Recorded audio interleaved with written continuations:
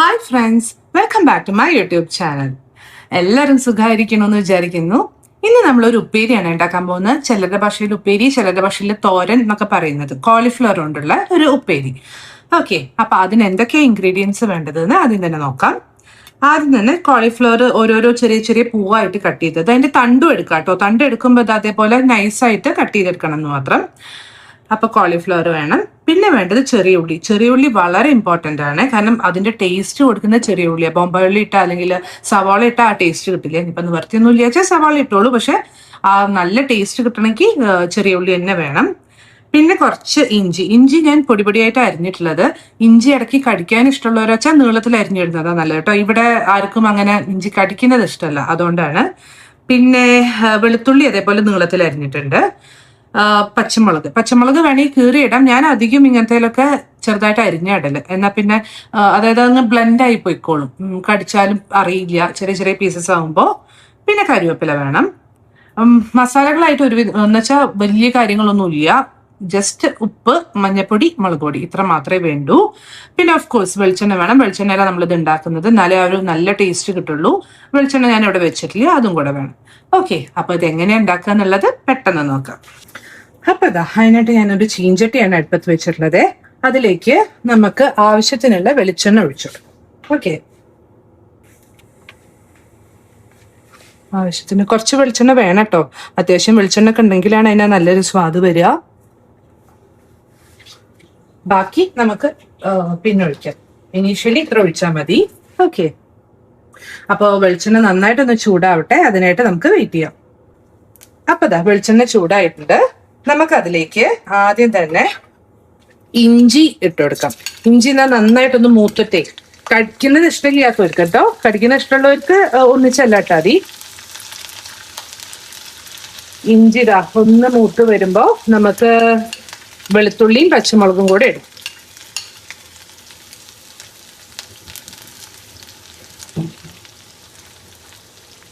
ഒരു 2 കറിവേപ്പില, ഇപ്പം കുറെ ഇട്ടിട്ട് കാര്യമില്ല, അതുകൊണ്ട് 2-3 ഇല കറിവേപ്പില മാത്രം ഇടാം. ഇനി നമ്മൾ ആദ്യം തന്നെ ചെയ്യാൻ പോകുന്നത് അടുപ്പൊന്ന് നന്നായിട്ട് സിമ്മാക്കി വെക്കുക കേട്ടോ.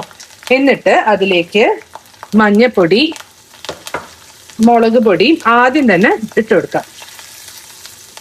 ഇത് വേഗം തന്നെ ഇത് മിക്സ് ചെയ്തിട്ട് അതിലേക്ക് നമ്മൾ എടുത്തു വെച്ച ചെറിയ ഉള്ളിയും കൂടെ ഇടാം. എന്നിട്ട് നന്നായിട്ട് ഒന്ന് വഴറ്റിയെടുക്കാം.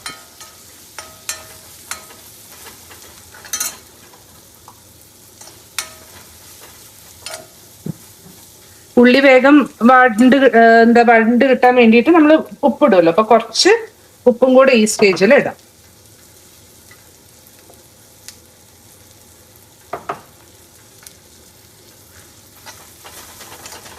എന്നിട്ട് ഒന്ന് നന്നായിട്ടൊന്ന് ഇളക്കിയിട്ട്, ഇത് ഫുള്ള് വാടി വരണമെന്നൊന്നുമില്ല, കാരണം നമ്മൾ കോളിഫ്ലവർ ആകുമ്പോൾ ആ കൂട്ടത്തിൽ ആയാലും മതി. അപ്പൊ ഇതൊക്കെ ഒന്ന് നന്നായിട്ടൊന്ന് മിക്സ് ആയിട്ടുണ്ട്. ഈ സമയത്ത് നമുക്ക് കോളിഫ്ലവറും കൂടെ ആഡ് ചെയ്യാം.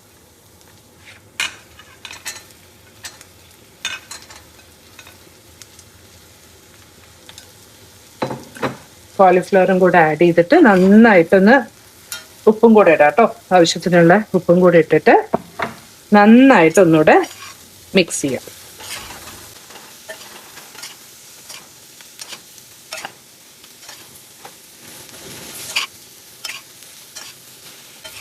ഇനി ആ ചിക്കന്റെ ഫ്ലേവർ ഒക്കെ തന്നെ വേണമെന്നുള്ളവർക്ക് നമ്മൾ മറ്റേ മുളക് പൊടിയൊക്കെ ഇട്ടില്ലേ, ആ കൂട്ടത്തിൽ കുറച്ച് ചിക്കൻ മസാലയും കൂടെ ഇടാം കേട്ടോ. നമ്മളിപ്പോ അതൊന്നും ഇടുന്നില്ല. അപ്പോ നന്നായി മിക്സ് ആയിട്ടുണ്ട്.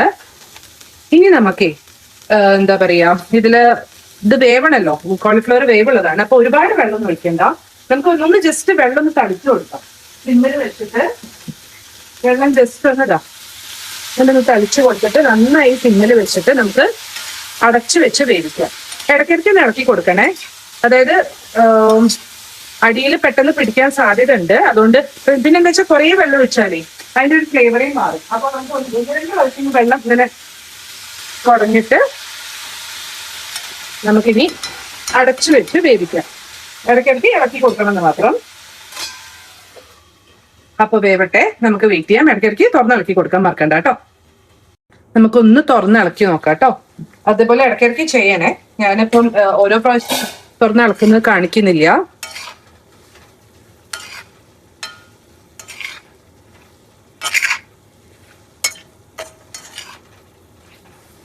ആദ്യം ആ മുളക് പൊടിയും മഞ്ഞപ്പൊടിയും വെളിച്ചെണ്ണയിലേക്ക് ഇടുന്നതിലാട്ടോ അതിന്റെ ടേസ്റ്റ് വരിക. നമ്മളിത് ഉള്ളി ഇട്ടതിന് ശേഷം ഇടുമ്പം ടേസ്റ്റ് വ്യത്യാസം ഉണ്ടാവും.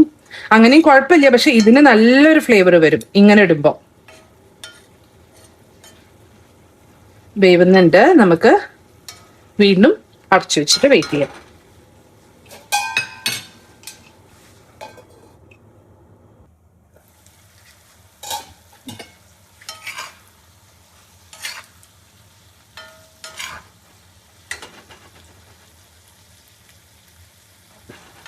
വെന്ത് തുടങ്ങിയിട്ടുണ്ട് കേട്ടോ. നമുക്കൊരു 10 മിനിറ്റും കൂടെ അടച്ചു വെച്ചിട്ട്, 10 മിനിറ്റ് വേണ്ട, ഒരു 5 മിനിറ്റ് കൂടെ അടച്ചു വെച്ചിട്ട് പിന്നെ തുറന്ന് വെച്ചിട്ട് നമുക്കൊന്ന് വലിച്ചെടുക്കണം.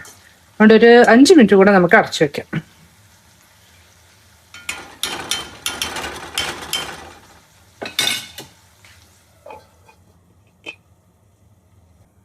ഇനി നമുക്ക് തുറന്നിട്ട് വലിക്കാൻ വെക്കാം കേട്ടോ. മറ്റേത് ആ വെള്ളം പിന്നെയും കുറേശ്ശെ ഉണ്ടാവും അതില്. ഇപ്പൊ വേവാനുള്ളതൊക്കെ വെന്തിട്ടുണ്ട്. ഇനി ഇരുന്ന് വലിയട്ടെ. വേണമെങ്കിൽ നമുക്ക് കുറച്ച് വെളിച്ചെണ്ണയും കൂടെ ഒന്ന് ജസ്റ്റ് ഒന്ന് തുളിച്ചെടുക്കാം. അധികമൊന്നും വേണ്ട, വലിയാൻ വേണ്ടിയിട്ടേ. സൈഡിൽ കൂടെ ഒന്ന് ആക്കി കൊടുക്കാം.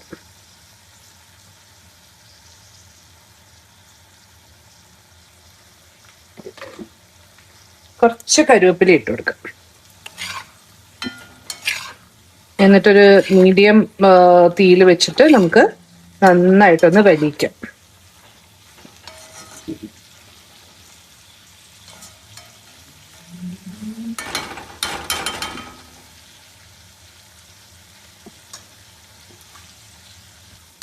നന്നായി വലിക്കണം കേട്ടോ. ഇടയ്ക്കൊന്ന് ഈ പറഞ്ഞ പോലെ ഇളക്കി കൊടുത്തിട്ട് നന്നായിട്ടൊന്ന് വലിയട്ടെ.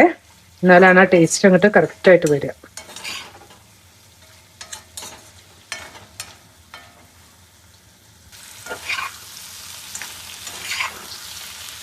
നല്ലോണം നീര് വലിഞ്ഞ് തുടങ്ങിയിട്ടുണ്ട്. കുറച്ച് നേരം കൂടെ എന്തായാലും ആക്കാം കേട്ടോ. ഈ സ്റ്റേജിൽ നമുക്ക് ബാക്കിയുള്ള കരുവേപ്പിലയും കൂടെ ഇട്ട് കൊടുക്കാം.